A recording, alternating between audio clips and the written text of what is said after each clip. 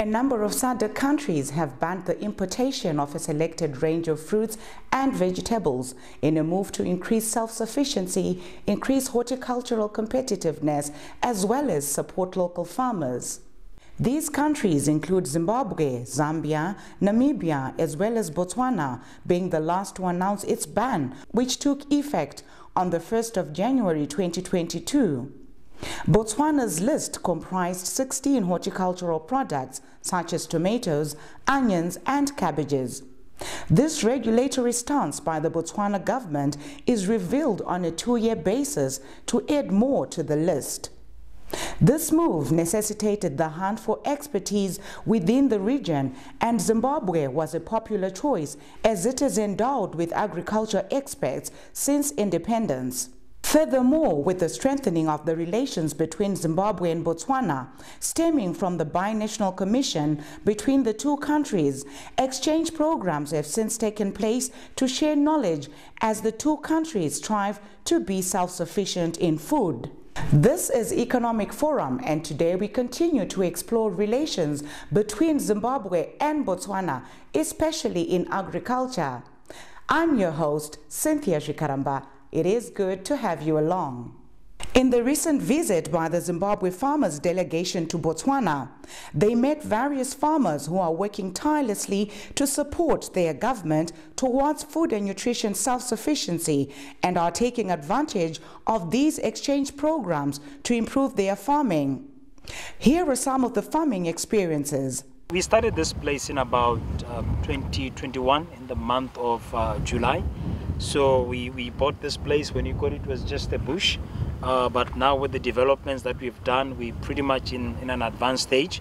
So we believe that with this opportunity that lies ahead of us, especially seeing the challenges that exist with food security, we believe with these initiatives that are being done, with the exchanges that was between the two, His Excellencies between Zimbabwe and our country, Botswana, it offers a great opportunity that we can really pursue avenues that do exist, in these relationships to make sure that we can, use a small piece of land, to be very, productive and sustainable. I mean, this is a 16 hectares piece of land. These initiatives are really important to help with food security.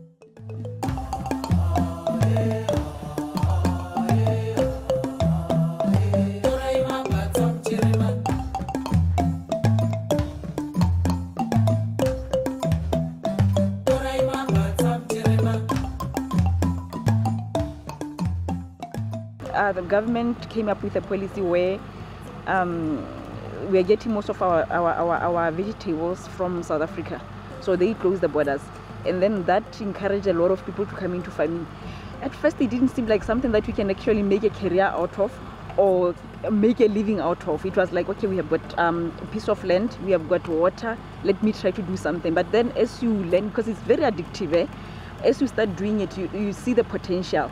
And then with that, we also realize that, but I think I need to learn more. For me, actually creates a generational wealth.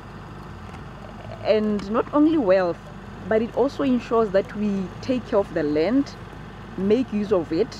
As you can see, we are able to produce as limited as we are, but we are trying our level best, and we don't even intend to go down, but we intend to go up. I started farming in 2013.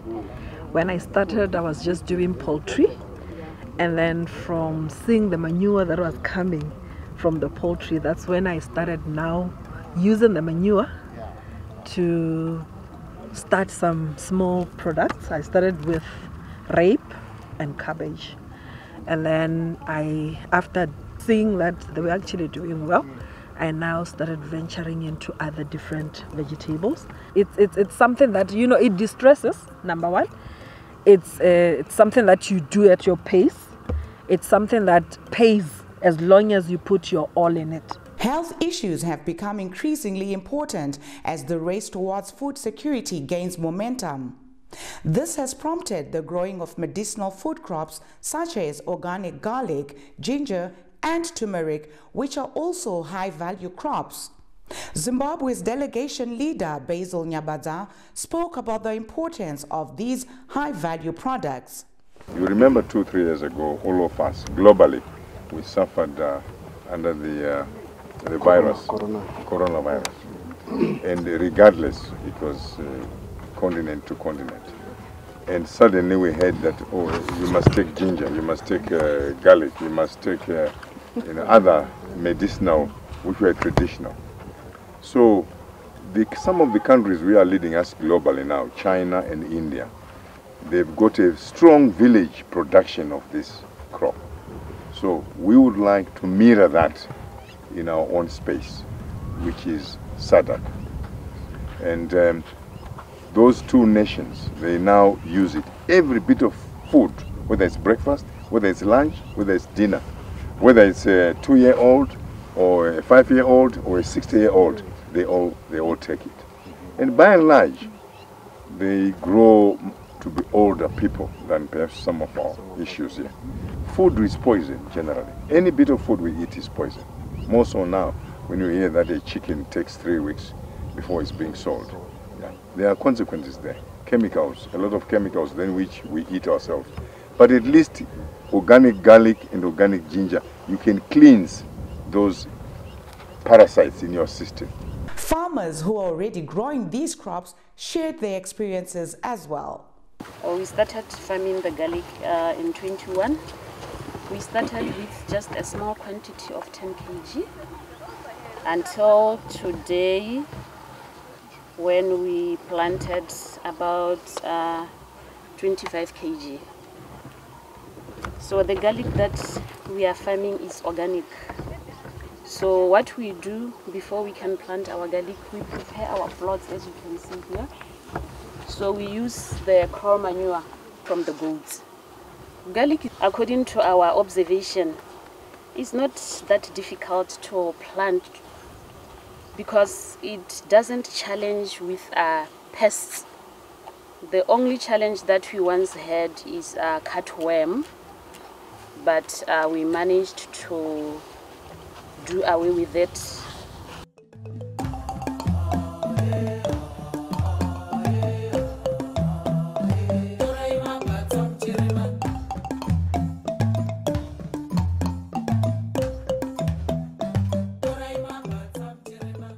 The good thing about this crop is that it's really resistant to pests. So we have never put any chemicals to control any pest. But when we plant it, we use cow manure as our basil dressing. The reason why you see it glowing in this manner is because of the organic fertilization.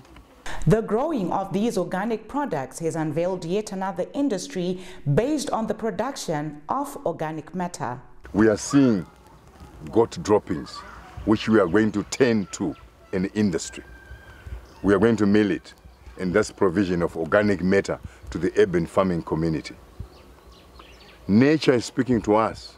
These trees you see here, there's no one who has applied compound D or let alone top dressing. Nature at its best. And we are saying organic garlic, organic turmeric, organic ginger. These are cleansers. Every bit of food we eat is poison. It's just that how much of it are we taking into our respective systems. We are saying let's invest in this new technology, these new crops. By the way, they are industries. They are medicinal, pharmaceutical, they are food, they are industrial. On that note, we take a short break. Join us after the break.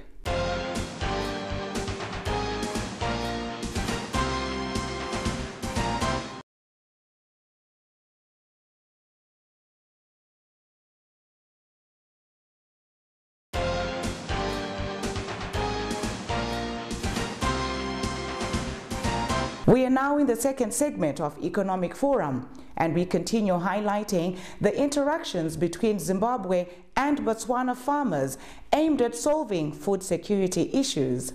Climate change has forced farmers to shift their attention to drought-resistant and drought-tolerant crops, and groundnuts are among the top on the list. The legume has other advantages such as high germination rate and improving soil fertility, which increases the yields of other crops around it.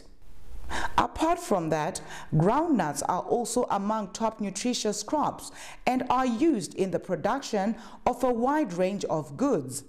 These qualities have seen farmers prioritizing this crop.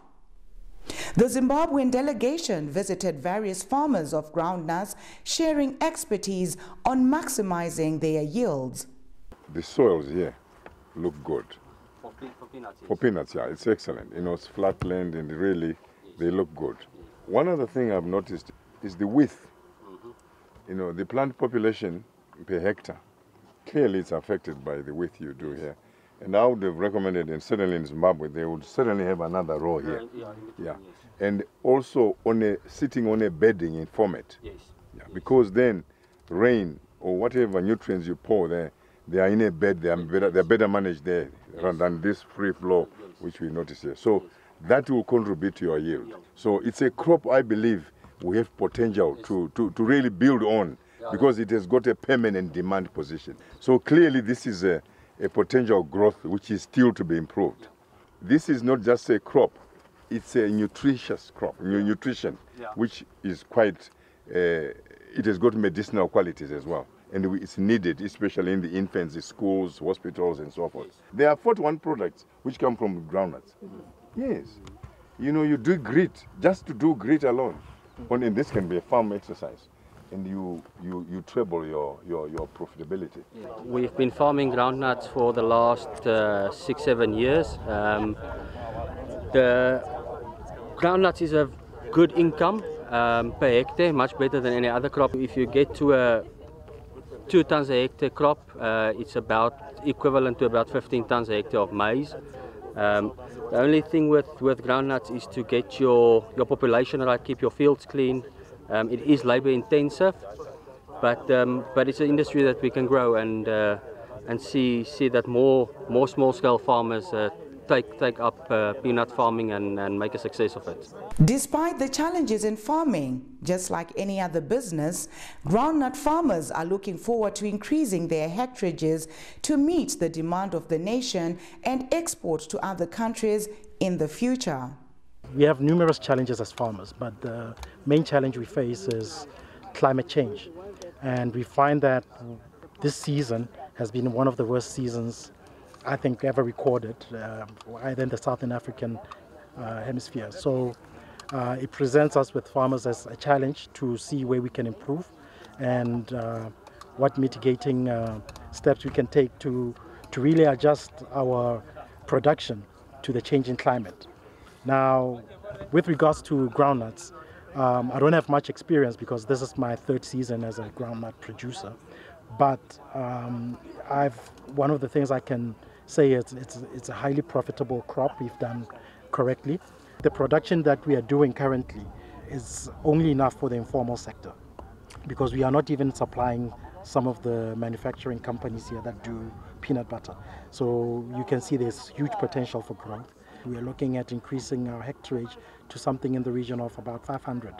So I think hopefully in the future we'll have about 1,000 hectares under groundnuts. Many lessons were learned from these interactions. The discussion for today was very wonderful, and now we have started thinking much about our field because what they have taught us now is something that is going to be very important to us because we didn't even know whether we are doing other things correct or we are doing other things right, but right now it's like we have learned more.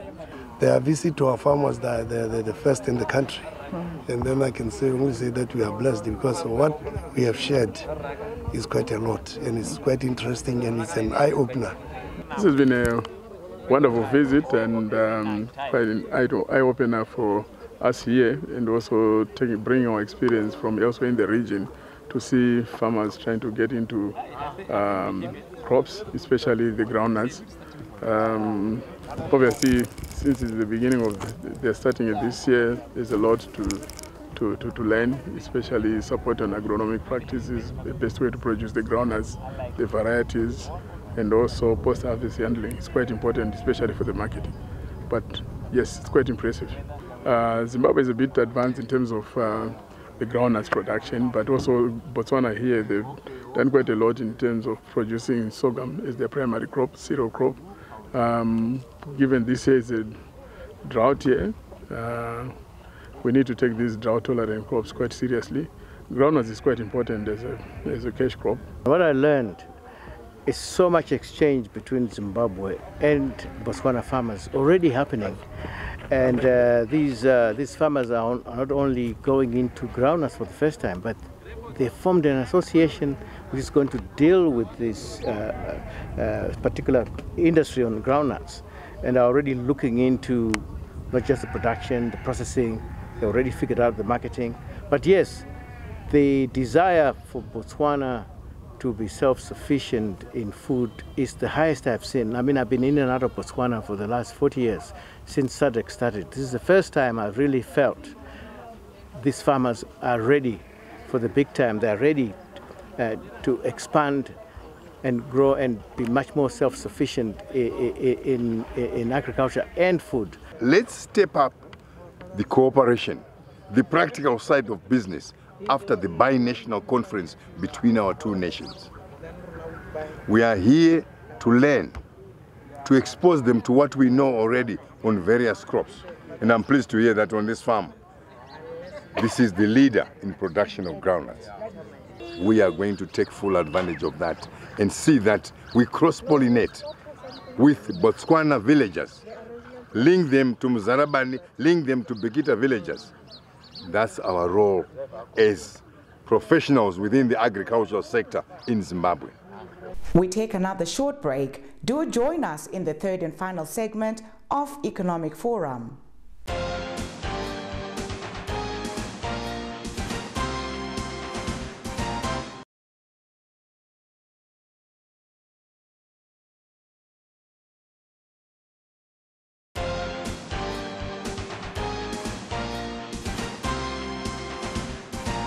With the ravaging effects of climate change, which are